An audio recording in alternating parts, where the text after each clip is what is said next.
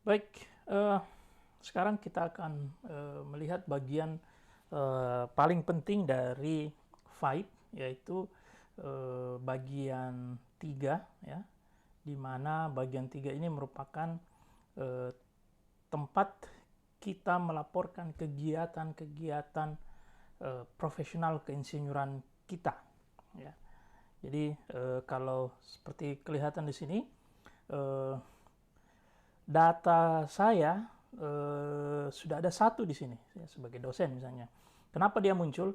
Karena pada saat kita mengisi profil di awal ketika membuat akun baru misalnya, kita mengisikan, ya, atau saya mengisikan data di profil saya itu tempat bekerja gitu. Jadi saya mengisikan satu di situ, tempat bekerja di Universitas Hasanuddin. Nah, ketika membuat Vibe baru di awal pembuatan Vibe, kita diminta untuk apakah kita mau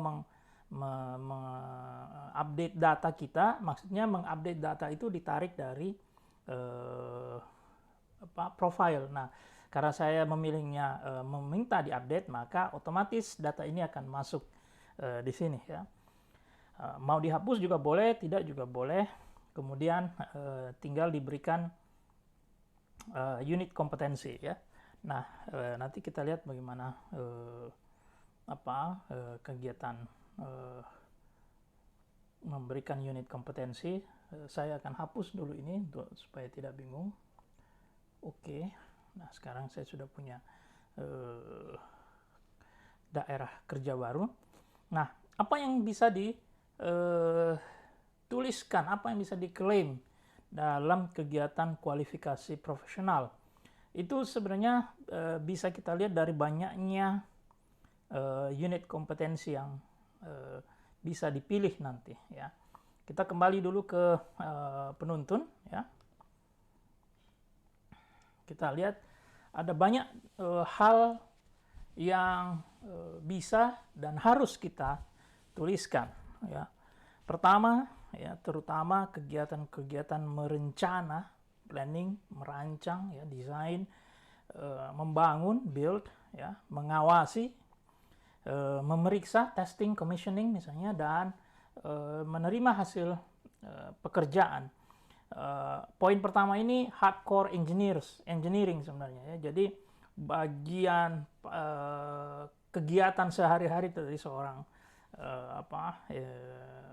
insinyur, ya. Jadi itu yang bisa kita bisa kita klaim. Kemudian tugas-tugas konsultasi perekayasaan atau konsultasi konstruksi atau instalasi, ya. Jadi misalnya kegiatan-kegiatan kita di konsultan. Kemudian tugas-tugas perencanaan, tadi kan perencanaan, planning, perancangan, pengelolaan, pengawasan sistem manufaktur atau sistem produksi, ya. Jadi yang sehari-hari berada di lantai produksi misalnya, ya, bagaimana planning produksi, jumlah bahan baku, penentuan berapa bahan baku yang harus di stok, segala macam itu bisa juga diklaim di sini. Kemudian tugas-tugas manajemen usaha. Jadi tugas-tugas memimpin usaha, memimpin perusahaan, memimpin instansi bisa juga ditulis di sini. Kemudian sales engineering, ya, bagaimana memasarkan produk-produk keteknikan itu juga masuk di sini. Kemudian manajemen pembangunan, pemeliharaan aset, ya, jadi yang di pemerintahan biasanya banyak kegiatannya di sini, ya. Di swasta juga ada. Kemudian tugas-tugas perencanaan, kemudian menyiapkan dokumen, kemudian pemeriksaan, evaluasi, sampai penetapan kegiatan proses pengadaan barang dan jasa itu juga bisa diklaim, ya. Kemudian kegiatan AMDAL, ya, kegiatan AMDAL. Kemudian kalau dosen biasanya tentu penelitian, ya, penelitian masuk di sini semua. Pengabdian pada masyarakat, kemudian membimbing, ya, membimbing tugas akhir, membimbing kerja praktek, membimbing magang keinsinyuran, ya. Kemudian menguji, ya, menguji calon insinyur, ya, ketika akan selesai S1 misalnya. Kemudian menguji kompetensi, ya, uji kompetensi. Kemudian juga termasuk di dalam bagian 3 ini adalah ketika kita menjadi narasumber pelatihan, ya, workshop, BIMTEK, sosialisasi, FGD, dan lain-lain. Jadi kalau kita ingat, kalau kita sebagai peserta, maka dia akan masuk ke bagian 1, ya, bagian 1, sertifikatnya atau bukti kepesertaannya atau kegiatan kita sebagai peserta pelatihan itu ada di bagian 15, ya. Tapi kalau kita yang membawakan materi, mengajarkan dalam narasumber, sebagai narasumber dalam pelatihan, workshop, FGD, dan lain-lain, itu dia bisa diklaim di bagian 3. Nah, itu secara umum. Nah, kemudian hal yang penting untuk saya sampaikan di bagian sini bahwa lakukanlah klaim atau tulislah kegiatan itu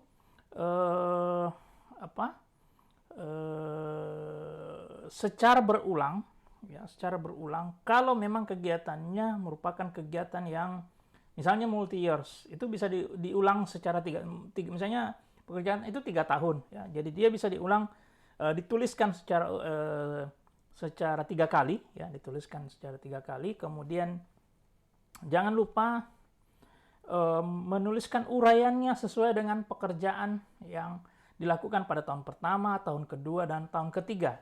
Yang tidak boleh adalah dipecah menjadi 3 tahun, misalnya, tapi uraiannya tetap sama. Nah, ini yang biasa mengurangi nilai atau bahkan tidak diperiksa kalau terjadi pengulangan-pengulangan seperti itu. Kemudian, misalnya seorang pimpinan perusahaan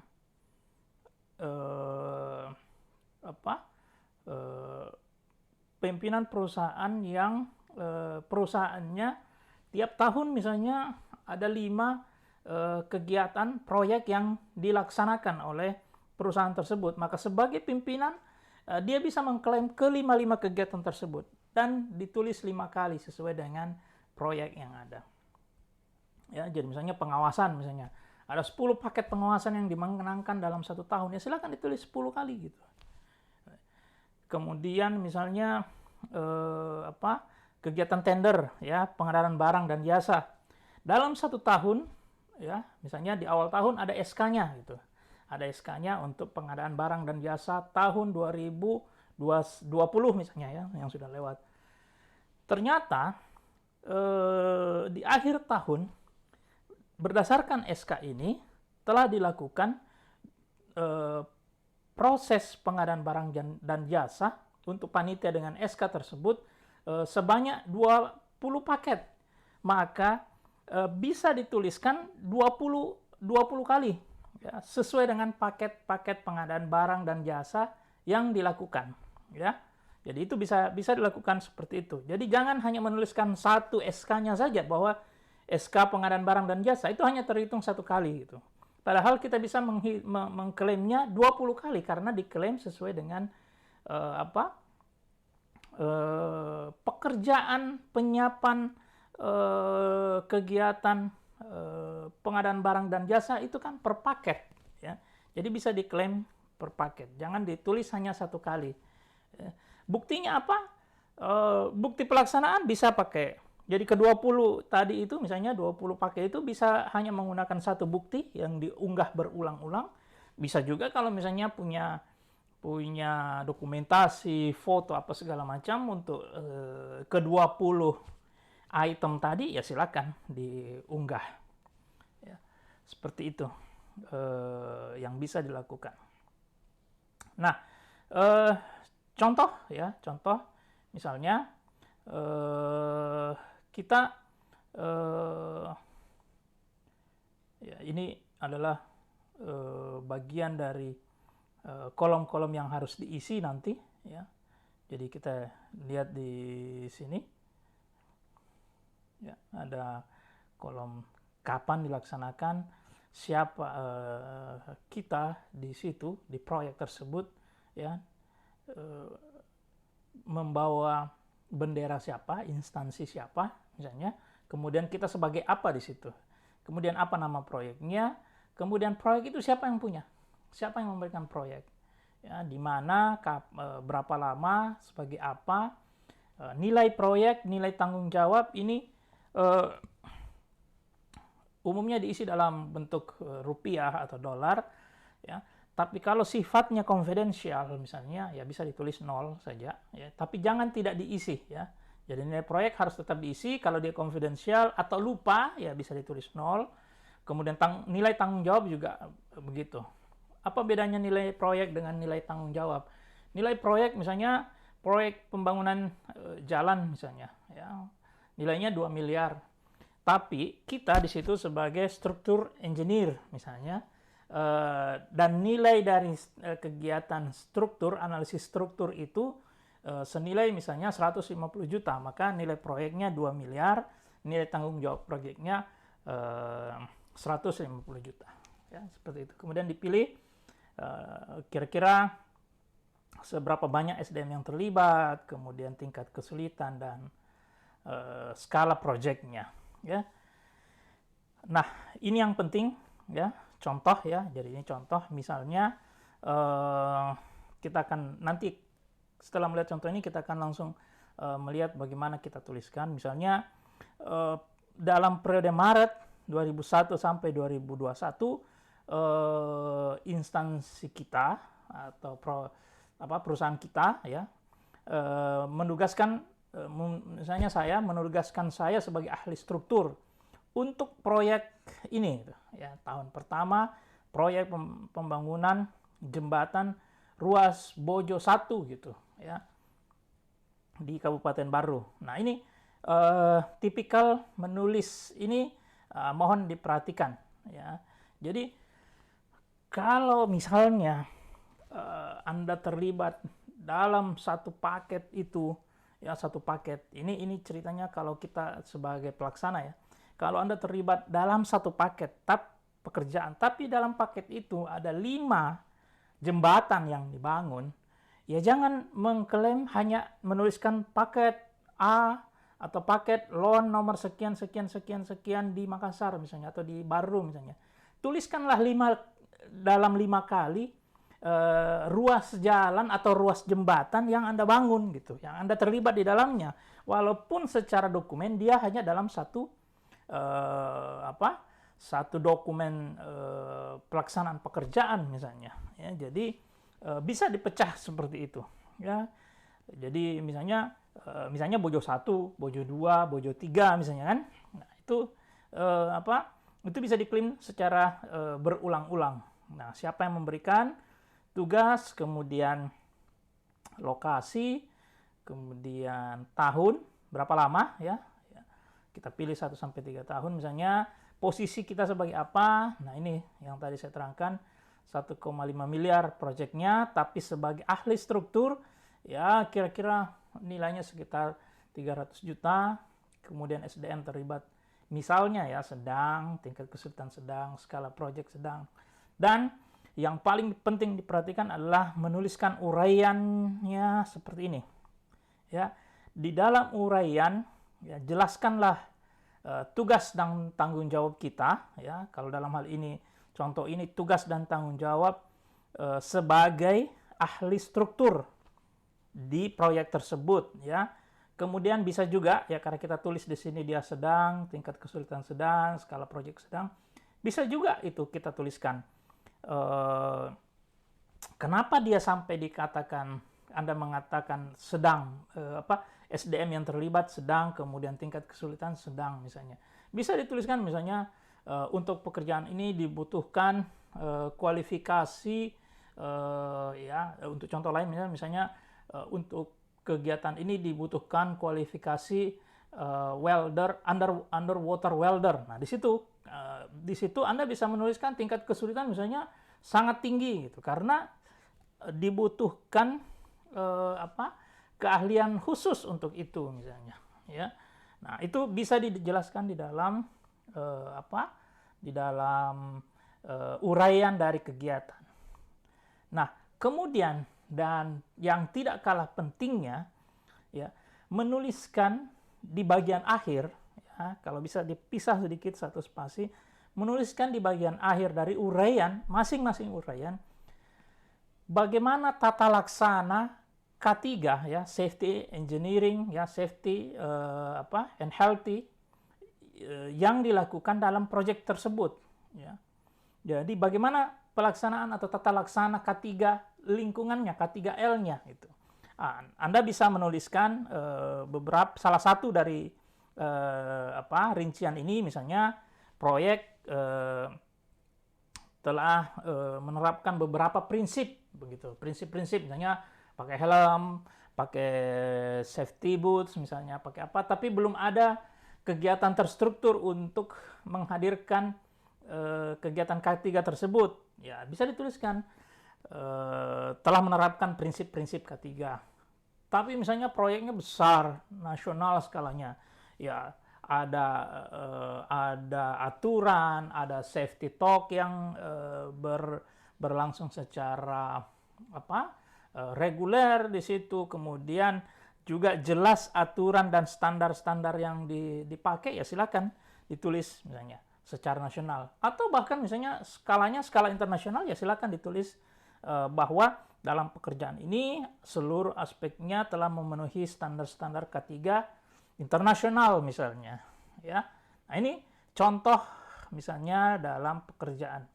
Nah, kita bisa kita coba mengisi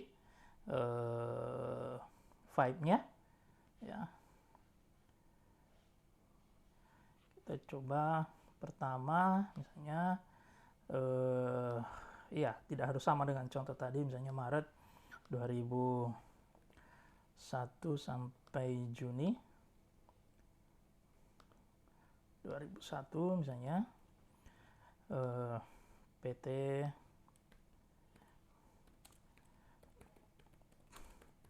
misalnya, ya, kemudian jabatan sebagai ahli struktur, kemudian proyek, ya, tahun misalnya tahun pertama proyek pembangunan ruas jembatan Bila 1 Kabupaten Baru misalnya, ya. Kemudian siapa pemberi tugas, misalnya PU provinsi.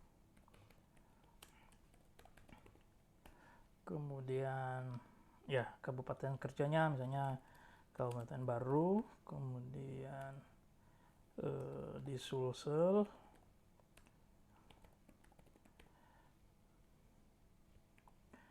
kemudian durasinya ini tadi, ya karena dia di bawah 1 tahun, ya pilih saja 1 tahun. Kemudian posisi kita ahli struktur misalnya di ya setara ini misalnya, ya. Kemudian nilai project tadi misalnya Rp 1,5 miliar misalnya. Nah, ini di sini Rp katakanlah 300 juta. Kemudian SDM terlibat sedang, kemudian ini sedang juga, dan ini sedang. Nah, silakan kalau ada foto atau kontrak atau foto yang mau diperlihatkan di sini sebagai dokumen pendukung, boleh dimasukkan. Mohon diingat saja batasan filenya, ya. Kemudian nah, uraian yang tadi, di uraian ini saya akan copy paste saja dari yang tadi ada, ya.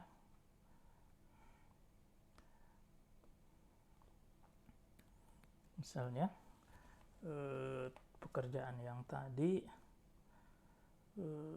saya copy di sini misalnya, ya. Ya.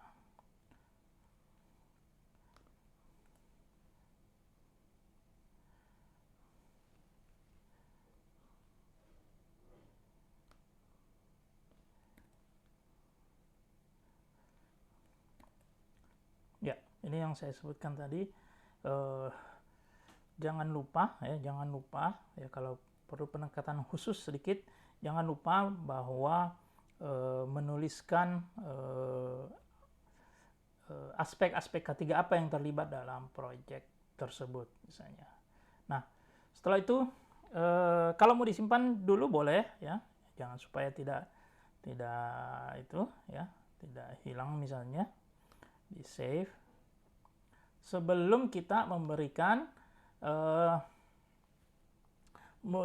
unit kompetensi di sini. Nah, seperti yang kita lihat di awal tadi, ini unit kompetensi yang dipilih, maka untuk setiap W2, W3, dan seterusnya sampai P11 itu biasanya kita bisa memilih maksimum 6 unit kompetensi ya. Jadi misalnya kita pilih ya W2 dulu, misalnya W2 untuk kegiatan ini ya kita menggunakan gagasan sendiri, kita memutuskan, kemudian kita bekerja kreatif, kemudian mengenali dan menanggulangi masalah keinsinyuran, kemudian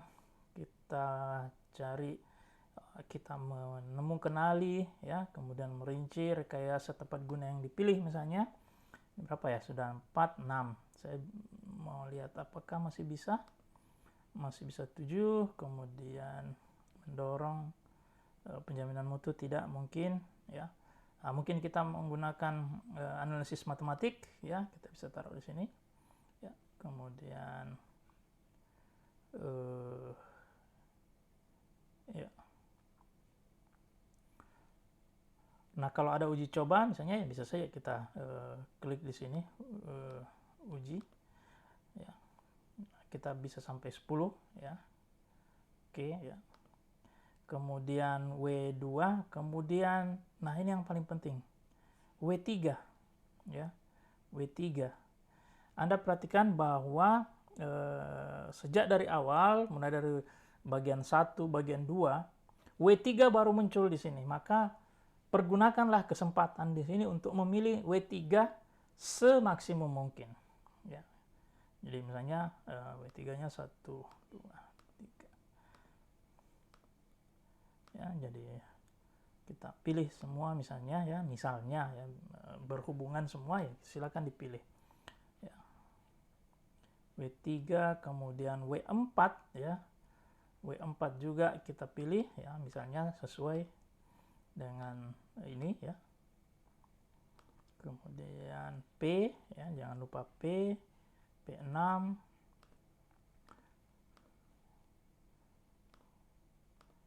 Ya. Oke, katakanlah kita sudah selesai di sini, maka jangan lupa kita klik save and continue.